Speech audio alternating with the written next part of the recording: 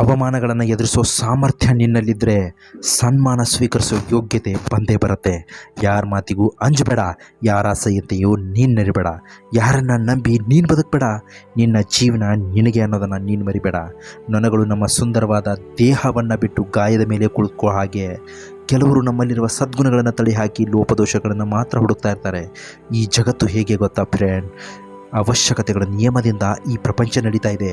ಚಳಿಗಾಲದಲ್ಲಿ ಯಾವ ಸೂರ್ಯನ ನಿರೀಕ್ಷೆ ಇರುತ್ತೋ ಅದೇ ಸೂರ್ಯನಿಗೆ ಬೇಸಿಗೆ ಕಾಲದಲ್ಲಿ ತಿರಸ್ಕಾರವೂ ಇರುತ್ತೆ. ಹಾಗೆ ನಿನಗೆ ಮೌಲ್ಯ ಸಿಗುವುದು ನಿನ್ನ ಅವಶ್ಯಕತೆ ಇದ್ದಾಗ ಮಾತ್ರ.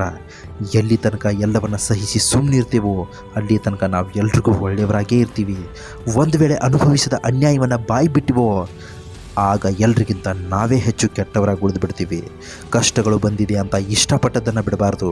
ಇವತ್ತಿನ ದಿನ ಕಷ್ಟಕರವಾಗಿರಬಹುದು, ನಾಳೆ ಅದಕ್ಕಿಂತಲೂ ಕೆಟ್ಟದ್ದಾಗಿರಬಹುದು. ಆದರೆ ಮುಂದೊಂದು ದಿನ ಎಲ್ಲವೂ ಸಂತೋಷವಾಗಿರುತ್ತೆ. ನೀನು ಅಂದ್ಕೊಂಡ ಹಾಗೆ ನೀನು ಸಂತೋಷವಾಗಿರ್ತೀಯ.